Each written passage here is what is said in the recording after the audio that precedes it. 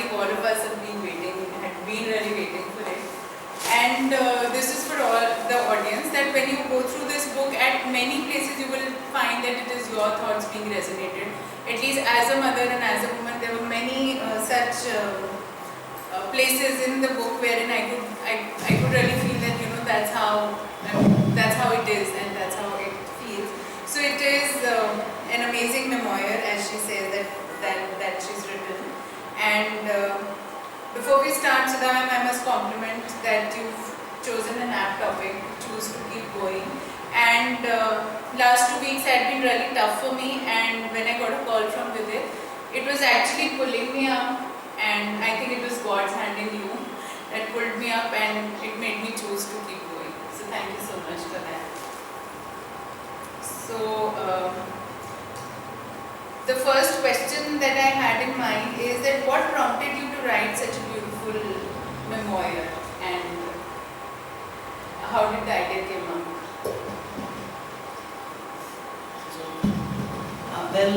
Initially there was no such thought in my mind.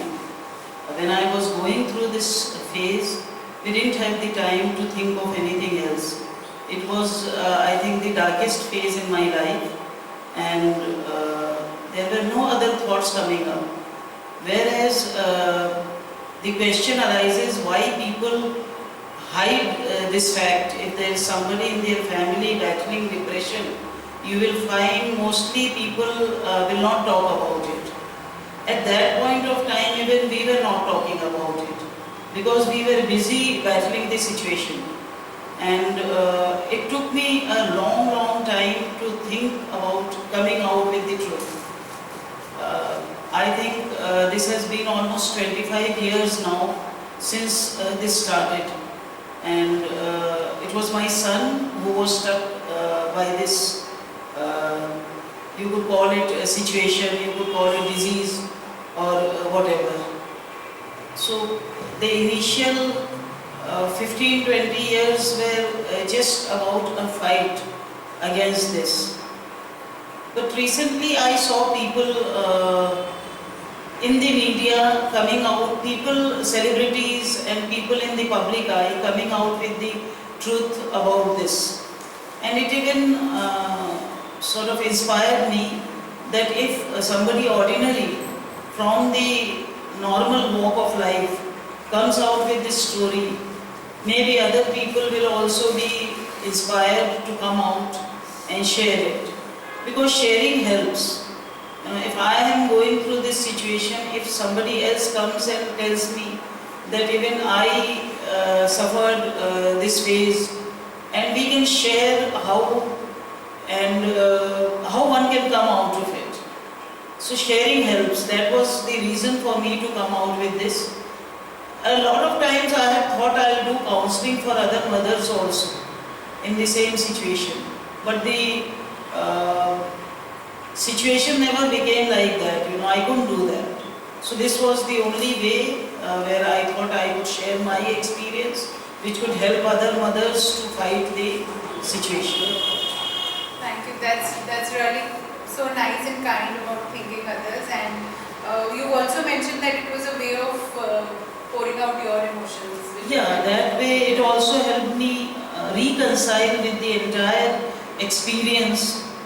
With, you know, when putting it down on paper, you are actually also sort of thinking about your emotions on those days, and then you are able to reconcile with them. I must also say that when I decided to come out with this book, it took me full 3 years to gather the courage. I would again and again ask my son and daughter-in-law, should I not? I asked a few very close relatives who had seen the entire situation, whether I should come out or not, whether it would impact my grandchildren who are quite grown up. One is 18 and one is 15, running 15. So I thought maybe it could impact them, that their father had gone through such a situation, and a lot of things which we don't tell others could be revealed in the book. But then I also spoke to my elder grandson and asked him, depression. He said, yes, I know. And then my granddaughter told me, we know all about it. So what are you trying to hide from us? Well, that gave me the courage to go ahead. Right, encourages you for this. I also felt that children knowing the whole truth could be helpful in the long run. They would empathize with their father. If the situation again turns bad, they would be helpful. So that was another reason. So, ma'am, also there's one intriguing question that I have. That how does a family suffer as a whole? Like, do you think it's only the person who's going through this, or it's everyone around? No, it's the entire family, always. And the entire family comes under a shadow. As I have written in my book, when we were going through this, I forgot everything in life. And I was only after my son and looking for ways how I could help him. And my husband didn't take it very kindly. There's a line in the book where I say that my husband was losing his wife to his son. And that is what actually happened. We were no longer a couple in those days. I was totally a mother and no more than that. Besides that, I was a working mother, but I believe for a very, very long time I was not able to work properly. Even if I would go to my workplace, my mind would be, what is happening at home? Is there any problem? If something arises, then how I will handle it, or how the people at home are handling it. So it was very difficult. Mostly, we did not realize that my daughter, who was elder to my son, was also feeling the pinch. I never did realize. We took it for granted that she will take care of herself. And that is what she did. While we were busy with the son, she was taking care of herself. It is recently when I started writing the book, she told me about her feelings at that point of time. So there is a chapter which I have dedicated to her experience. And when she told me about it, I did realize that we were not looking after her. And as soon as we found a proper boy for her, we simply got her married off, thinking that that is one less thing to bother about, getting her studies left in between. So it does impact the entire family in many ways. Which you always supported. Yeah, she was very, very supportive of her brother and of us also. She decided that she'll be like an invisible person. She never asked for our time, and she would often support her brother and give him some words of wisdom, which at that point of time in this illness nobody is ready to accept. But yes, she was very, very helpful, very helpful. And I really liked the sentence that you've written that every child has to, you can't fight the battle for your children. Yeah, they have to fight it on their own. So, and since we are talking about this, and it has been like for the entire family, a life-changing experience, kind of an experience. So how would you advise others or counsel that what strategy is the best or can help?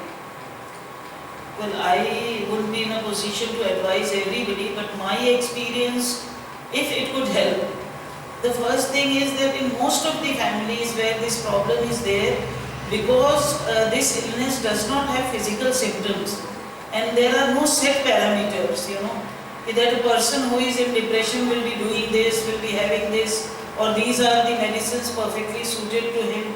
It's nothing like that. Medicines also, some work, some don't. And a lot of other things can be done depending on the kind of situation, the age of the sufferer, how his mental capacity is able to accept his illness, how he reacts. So it can be different for everybody. For me, it worked because there was one experience with the doctor. The doctor told me that stop treating him like an invalid. Stop treating him like he is not normal like others. Treat him like anybody else you would. And you must give him a long lease, of freedom to do whatever he wants. These children often would not like to meet other people, talk to them. When they are on an off period, they will probably like to be in a room, maybe sleeping or pretending to be sleeping, and not talking to people, not wanting to meet other people or go out, and things like that. So earlier I was always forcing him, chalo bahar chalo mere saath, logon se miloge, अच्छा लगेगा, you'll be able to forget all this and you will be able to feel happy. But then when the doctor told me, I realized, he said make the home a safe haven for him, where he can be himself without bothering about what people are thinking. So that's what I did. In my home, everything changed. If he's sleeping, I would allow him to sleep till late. He had given up going to school at that period of time, which I had been forcing him that he should go, otherwise his studies would suffer. And like all parents, we were full of criticism. पढ़ोगे नहीं तो जिंदगी में क्या करोगे? कुछ भी नहीं कर पाओगे. And who's going to take care of you when we are no more? And things like that, which was like putting more stress on him. Make him feel that life ahead was all dark again. Whereas we had to show him light. That yes, there's a light at the end of the tunnel. And you got to reach that. So the doctor told me that you have to accept everything. And you have to make him feel that home is one place where he can be himself. Which I did.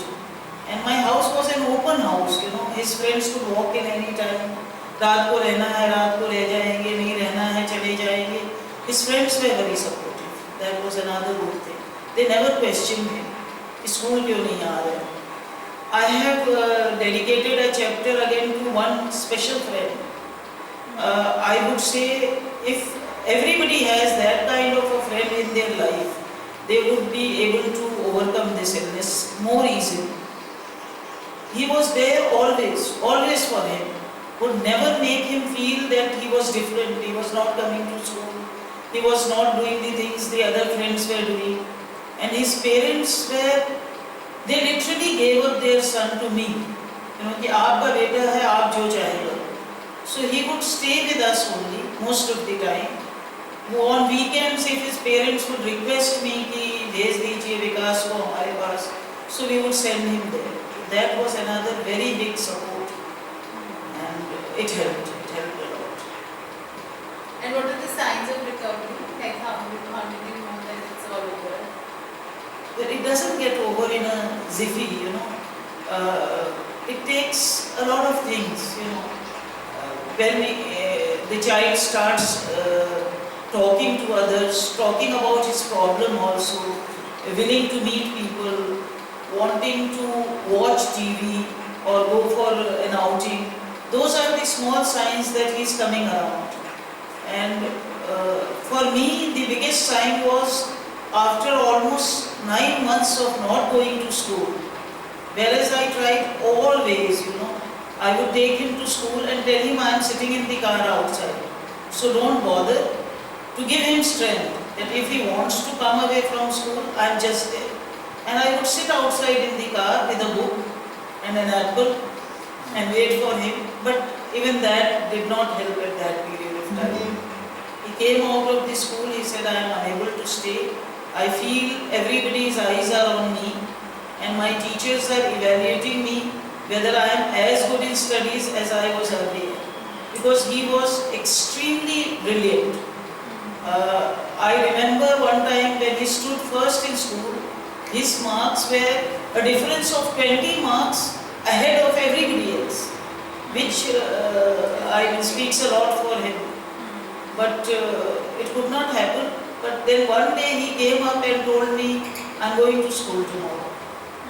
So I was like shocked, but I was very happy also. And then he he got up, got ready, his friend was there with him, and he went to school. So I think that was the turning point. Right. And one last question from me before I open it to the audience for questions. At one place you've written that had you not been the helicopter parent who were always around, maybe it would have helped him tackle his own problems. So do you think, why did you write that part? I feel that, right from childhood, I don't know why, but I was very, very bothered, concerned about him all the time. Because once when he was, say, about 5-6 years old, he had those febrile convulsions, and that was a very scary sight for me. So after that I became a helicopter parent, and I would all the time be around him, trying to help him out, trying to take care. If he had fever, I would be all, bothered and het up that maybe, he's again going to have those convulsions and that sort of a thing. So I think that was wrong. I should have let him be,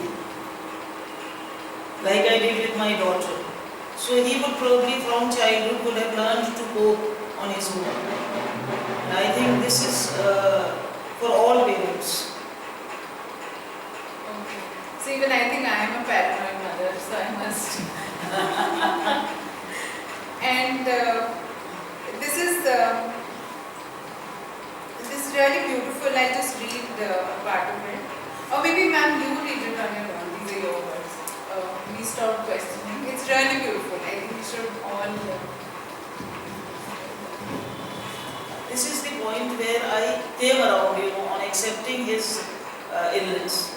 I've written, we stopped questioning his choices. We stopped the endless debate of the many ifs and buts.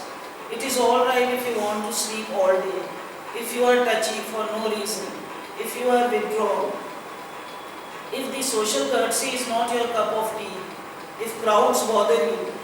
We tried to believe we could feel what he was going through and give him the space to be himself. He could unmask himself, could stop pretending and have a meltdown. He had to be perfect for us, any which way. And he was in so many ways. It simply needs an understanding and forgiving heart to see that goodness hidden in the darkness and shadows. Very nice. There's one last thing I would like to say.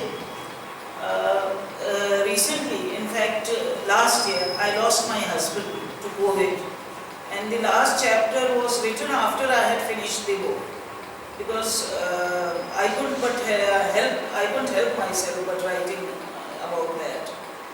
Suddenly he was in the front, of all of us. And he took over the entire business and he's looking after it. We had never expected him to do that, but that is what he is doing. I think that is the best could have happened in the given circumstances, and I am thankful to God for that.